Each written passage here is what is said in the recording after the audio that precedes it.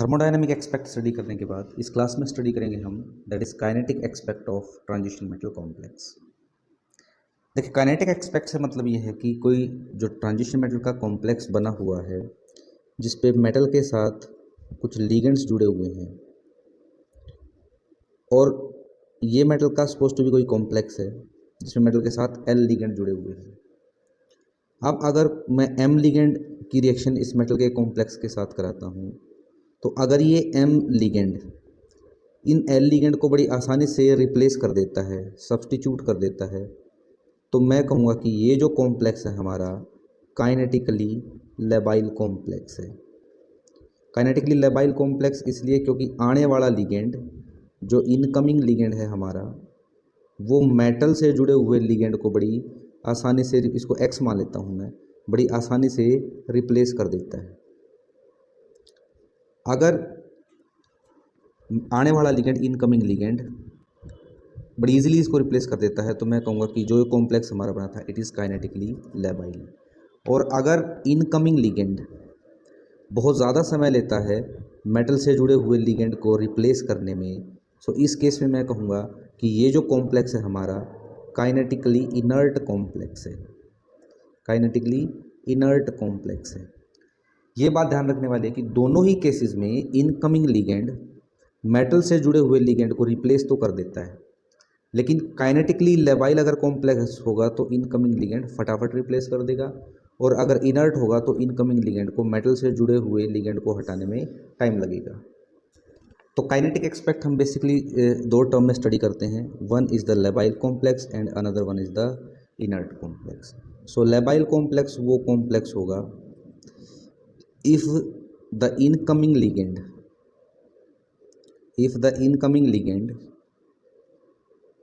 substitutes the ligand already attached to a metal easily, then complex is called as kinetically labile complex. दूसरा हम कहते हैं कि अगर हाफ लाइफ पीरियड है सब्स्टिट्यूशन का वो हमारा लेस देन 1 मिनट हो तो भी हम कहेंगे कि जो कॉम्प्लेक्स है हमारा वो काइनेटिकली लेबाइल कॉम्प्लेक्स है। अनदर वर्ड की अगर हम बात करें तो काइनेटिकली इनर्ट कॉम्प्लेक्स किसको कहेंगे? इनर्ट कॉम्प्लेक्स वो कॉम्प्लेक्स हो जाएंगे जिसमें इनकमिंग लिगेंड मेटल से जुड़े हुए लिगेंड को इजीली रिप्लेस या कहें कि सब्स्टिट्यूट नहीं कर पाएंगे। The complex in which the incoming ligand is not able to substitute the ligands already attached to metal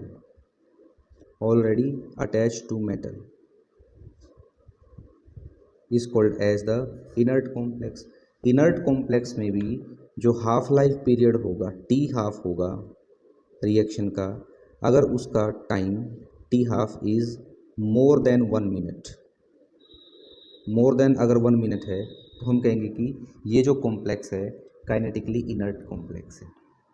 ये हमने पहले डिस्कस किया है कि चाहे कॉम्प्लेक्स हमारा लेबाइल हो या फिर कॉम्प्लेक्स हमारा इनर्ट हो, जो लिगेंड ऑलरेडी मेटल से जुड़े हुए हैं वो लिगेंड इनकमिंग लिगेंड रिप्लेस जरूर करेंगे उनको, लेकिन रिप्लेस करने में टाइम इनर्ट कॉम्प्लेक्स में ज़्यादा लगता है और कंपैरेटिवली जो हमारे लेबाइल कॉम्प्लेक्स होंगे उनमें लिगेंड को रिप्लेस करने में टाइम कंपैरेटिवली बहुत कम लगता है, लेकिन रिप्लेस दोनों केसेस में ही होंगे मेटल से जुड़े हुए लिगेंड्स। अब कुछ एग्जांपल्स की अगर हम बात करें तो सबसे पहला एग्जांपल मैं लेता हूँ COH2O6 इन +2 ऑक्सीडेशन स्टेट। इस लिगेंड में कोबाल्ट मेटल से 6 वाटर के मॉलिक्यूल लगे हुए हैं। H2O इस तरह से ऑक्सीजन डोनर साइट है, सो ऑक्सीजन वाटर की लिगेंड कोबाल्ट से जुड़ी रहेगी।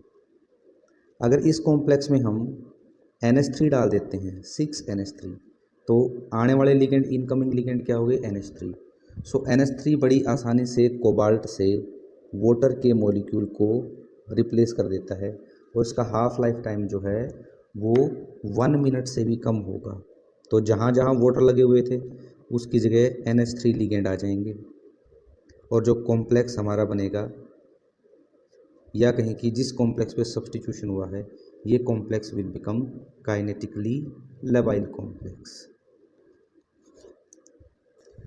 एक सेकेंड कॉम्प्लेक्स ले लेते हैं एग्जाम्पल के तौर पर, that is FeH2O6 in +2 oxidation state. इस कॉम्प्लेक्स में भी Fe मेटल से जो है 6 वाटर के मॉलिक्यूल अटैच हैं, और हमें पता है कि वाटर के अंदर जो डोनर साइट है लिगेंड वाटर में, इट इज़ आवर ऑक्सीजन।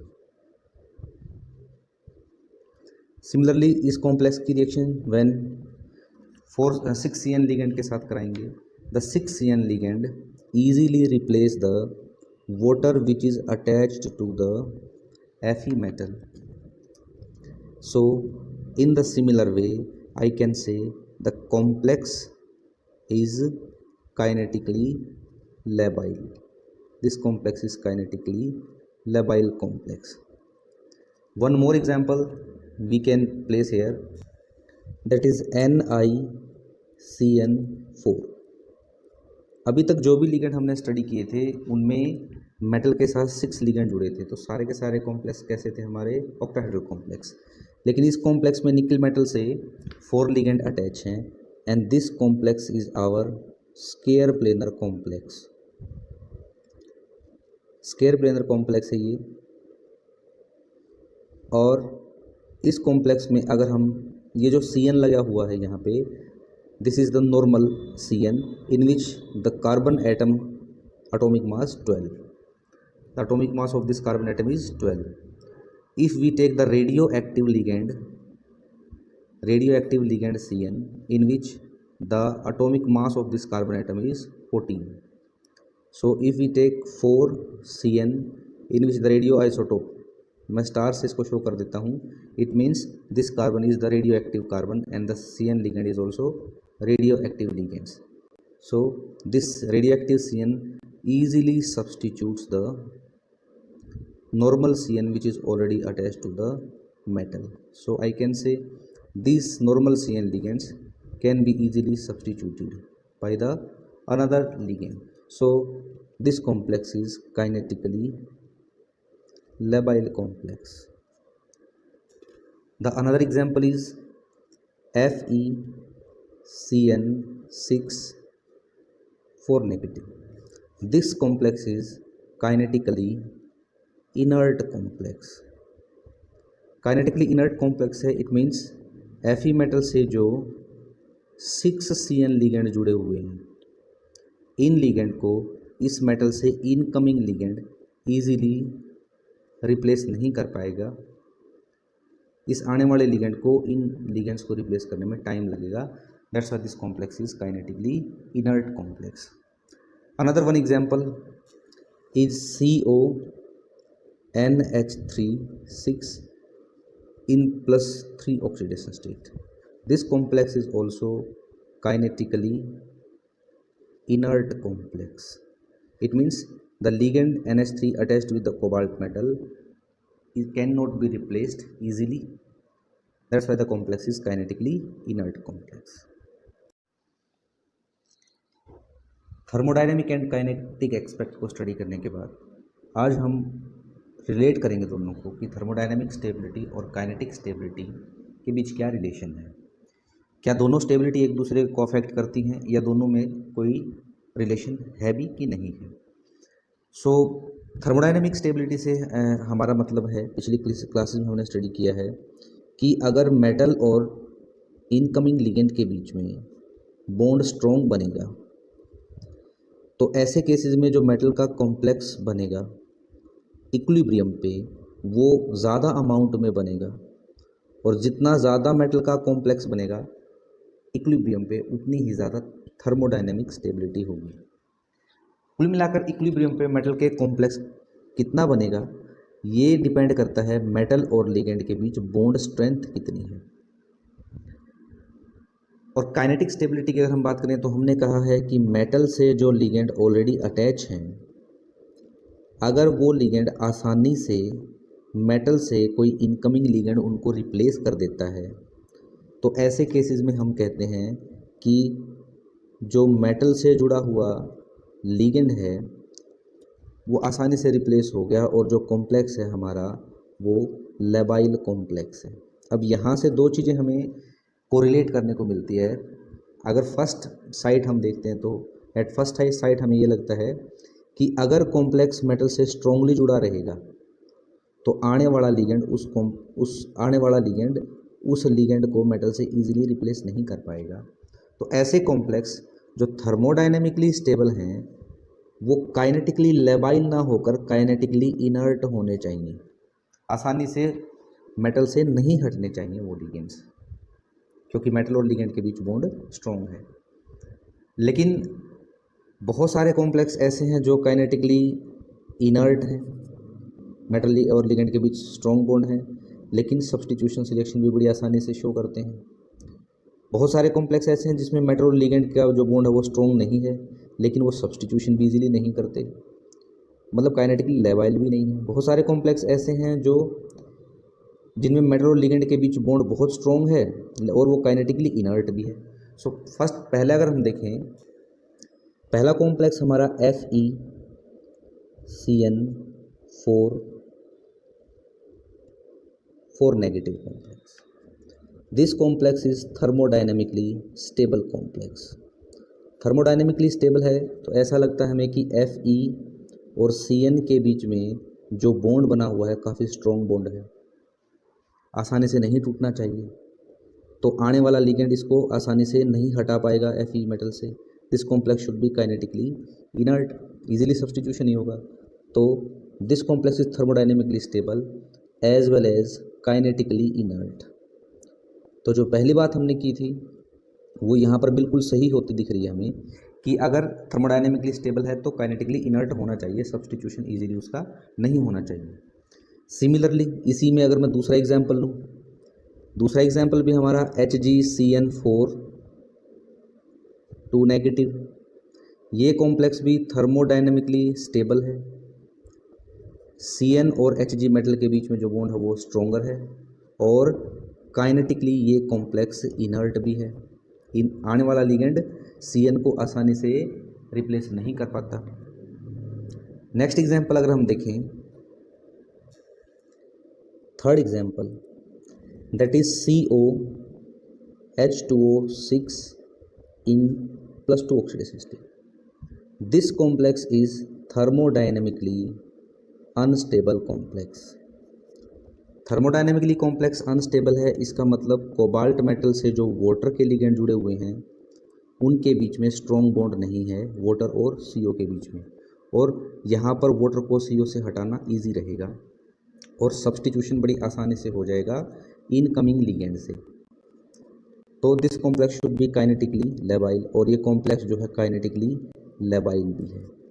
तो अभी तक जितने 3 एग्जाम्पल हमने पढ़े हैं उसमें जो हम सोच रहे थे कि अगर मेटल और लिगेंड का बॉन्ड स्ट्रॉन्ग होगा तो इनर्ट कॉम्प्लेक्स होगा काइनेटिकली, और मेटल और लिगेंड का बॉन्ड अगर वीक होगा, थर्मोडायनेमिकली अनस्टेबल होगा, तो कॉम्प्लेक्स लेबाइल होगा, लिगेंड आसानी से मेटल से हट जाएगा। इसके बाद के एग्जाम्पल्स पर अगर हम ध्यान दें, that is example number 4। The complex is NiCN4 2 negative complex. This complex is thermodynamically stable complex. Thermodynamically stable complex है तो हमें लगता है कि जो Cn लिगेंड है Ni मेटल से जुड़ा हुआ है, इन दोनों के बीच स्ट्रॉन्ग बॉन्ड है और इसको आसानी से रिप्लेस नहीं किया जा सकता। This complex seems to be thermodynamically inert but this complex is thermodynamically labile. Another fifth example is FeH2O6 in +2 oxidation state. ये कॉम्प्लेक्स भी हमारा थर्मोडायनेमिकली स्टेबल है। This complex is also thermodynamically stable, और Fe और water के बीच जो bond होगा वो स्ट्रॉन्गर बॉन्ड है, आसानी से रिप्लेस नहीं होना चाहिए, कॉम्प्लेक्स इनर्ट होना चाहिए। But this complex is kinetically labile complex, बड़ी आसानी से इनकमिंग लिगेंड वाटर को Fe से हटा देता है। तो यहाँ भी फिट नहीं बैठता जो हम पीछे पढ़ के आए हैं वो। One more example is CrH2O6 in +2 oxidation state. This complex is also thermodynamically stable complex but kinetically labile. And finally, CONH3 in +3 oxidation state. This complex is thermodynamically unstable complex. Thermodynamically unstable complex है तो हम कह सकते हैं कि CO और NH3 metal और ligand के बीच जो बॉन्ड है वो वीक बॉन्ड है। सो आने वाला लिगेंड NH3 को मेटल से आसानी से सब्स्टिट्यूट कर सकता है, but this complex is kinetically inert. Kinetically inert complex है, थर्मोडायनेमिकली अनस्टेबल होते हुए भी लिगेंड को मेटल से इनकमिंग लिगेंड नहीं हटा पाता। सो ओवरऑल कंक्लूजन अगर हम देखें तो हम कहेंगे कि थर्मोडायनेमिक और काइनेटिक स्टेबिलिटी में there is no direct relation. ऐसा कॉम्प्लेक्स जो थर्मोडायनेमिकली स्टेबल है वो काइनेटिकली इनर्ट भी हो सकता है और काइनेटिकली लेबाइल भी हो सकता है, और ऐसा कॉम्प्लेक्स जो थर्मोडायनेमिकली अनस्टेबल है वो काइनेटिकली लेबाइल भी हो सकता है और काइनेटिकली इनर्ट भी हो सकता है।